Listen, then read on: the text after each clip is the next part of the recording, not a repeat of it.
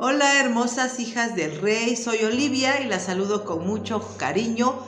Qué alegría tenerlas aquí con nosotras. Estamos en la 5ª temporada aprendiendo juntas sobre los milagros de nuestro Señor Jesús.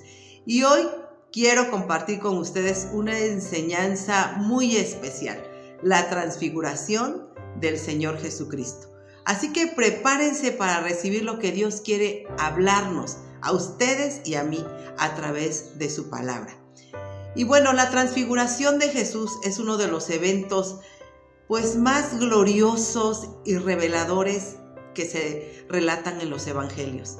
En ella el Señor permite que 3 de sus discípulos contemplen por un breve momento su gloria divina. Así que este pasaje no solo revela quién es Jesús, sino que fortalece la fe de los discípulos antes de esos eventos tan difíciles que vendrían, como fue su sufrimiento, muerte y resurrección. Pero antes de comenzar, quiero invitarlas, amigas, a que se suscriban al canal, activen la campanita de notificaciones y también que compartan nuestros estudios. Así tú nos ayudas a que este mensaje llegue a más mujeres para que juntas sigamos creciendo en la palabra de Dios. Y bueno, empezamos leyendo la palabra de Dios en el Evangelio de Mateo 17 del 1 al 13, que dice así: 6 días después, Jesús tomó a Pedro, a Jacobo y a Juan su hermano, y los llevó aparte a un monte alto y se transfiguró delante de ellos, y resplandeció su rostro como el sol, y sus vestidos se hicieron blancos como la luz. Y he aquí, les aparecieron Moisés y Elías hablando con él. Entonces Pedro dijo a Jesús: Señor, es bueno para nosotros que estemos aquí. Si quieres, hagamos aquí 3 enramadas, una para ti, otra para Moisés y otra para Elías. Mientras él aún hablaba, una nube de luz los cubrió. Y he aquí una voz desde la nube que decía: Este es mi Hijo amado, en quien tengo complacencia. A él oíd. Al oír esto, los discípulos se postraron sobre sus rostros y tuvieron gran temor. Entonces Jesús se acercó y los tocó y dijo: Levantaos y no temáis. Y alzando ellos los ojos, a nadie vieron sino a Jesús solo. Cuando descendieron del monte, Jesús les mandó diciendo: No digáis a nadie la visión, hasta que el Hijo del Hombre resucite de los muertos. Entonces sus discípulos se preguntaron diciendo: ¿Por qué pues dicen los escribas que es necesario que Elías venga primero? Respondiendo Jesús les dijo: A la verdad, Elías viene primero y restaurará todas las cosas. Mas os digo que Elías ya vino y no le conocieron, sino que hicieron con él todo lo que quisieron. Así también el Hijo del Hombre padecerá de ellos. Entonces los discípulos comprendieron que les había hablado de Juan el Bautista.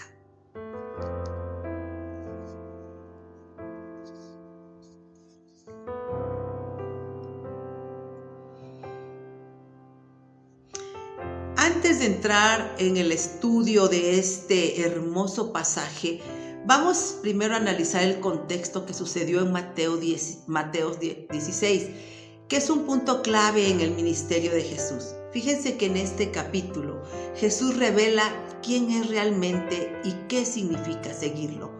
Pedro confiesa que Jesús es el Cristo, el Hijo del Dios viviente, y el Señor Jesús anuncia por primera vez su muerte y resurrección, lo cual para los discípulos fue algo que no comprendieron, no entendían todavía la naturaleza de su misión, y esta noticia fue difícil de comprender para ellos, pues esperaban un Mesías glorioso, no uno que sufriera. También en este capítulo Jesús llama al discipulado verdadero, negarse a sí mismo, tomar la cruz y seguirle. En este capítulo se habla de que reconocer a Jesús como el Cristo implica seguirlo con obediencia, aun cuando el camino incluya sacrificio, solo confiando en la gloria que vendrá. Así que vamos a estudiar detalle a detalle este pasaje tan hermoso. Y dice así Mateo en su 17, versículo 1 al 2. 6 días después Jesús tomó a Pedro, a Jacobo y a Juan su hermano y los llevó aparte a un monte alto y se transfiguró delante de ellos. Y resplandeció su rostro como el sol y sus vestidos se hicieron blancos como la luz. Para iniciar este estudio, quisiera que analizáramos qué significa la palabra transfiguración. Y viene del griego metamorfo, que significa cambiar de forma o apariencia desde adentro hacia afuera. Y no es un cambio externo momentáneo, sino la manifestación visible de la gloria que Jesús ya poseía. 6 días después, este evento se enlaza con la confesión de Pedro y el anuncio de la cruz, como leímos en Mateo 16. Jesús escoge a Pedro, a Jacobo y a Juan para un tiempo de intimidad espiritual. Y fíjense que no todos los discípulos viven las mismas experiencias, pero todas ellas tuvieron un propósito. El Señor Jesús eligió a Pedro, a Jacobo y a Juan, pues porque eran testigos claves de momentos decisivos donde vieron su gloria, poder y sufrimiento. Y estas experiencias que ellos vivieron, ¿verdad?, fueron para fortalecer su fe, para enfrentar la cruz sin perder la esperanza, además que serían columnas de la iglesia.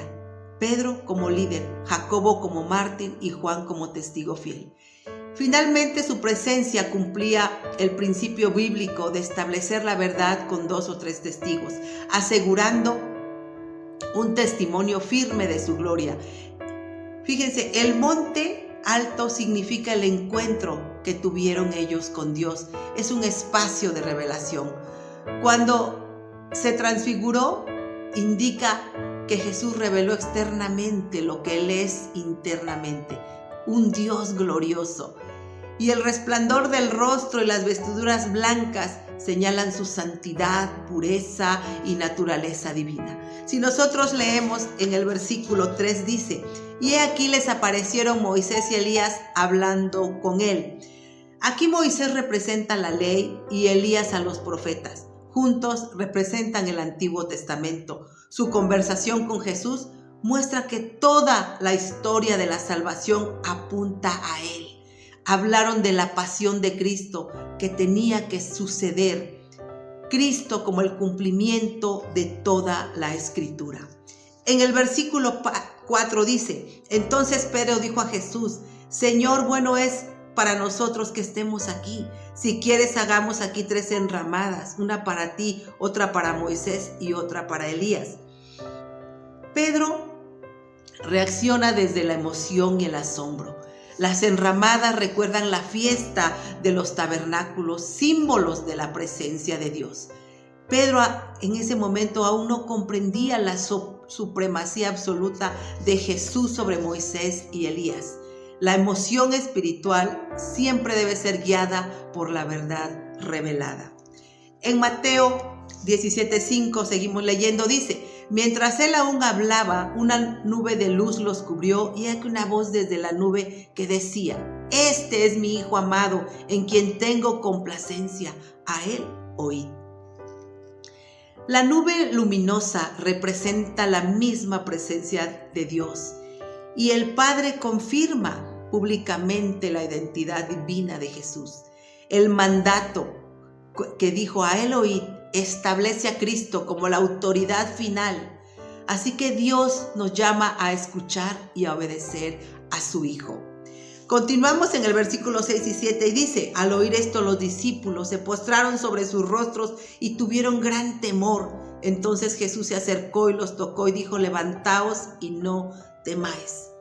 El temor es una respuesta natural ante la santidad divina. Jesús se acerca con gracia, mostrando su carácter compasivo. Así que la misma voz que estremece es la que levanta. En Cristo, la gloria de Dios siempre trae restauración y no destrucción. Mateo 17:8 dice: y alzando ellos los ojos, a nadie vieron sino solo a Jesús. Moisés y Elías desaparecen porque su misión era señalar a Cristo. Jesús queda como el centro absoluto de la fe y esto nos afirma que Cristo es suficiente y supremo. Mateo del 9 al 13 dice: nadie la visión hasta que el Hijo del Hombre resucite de los muertos.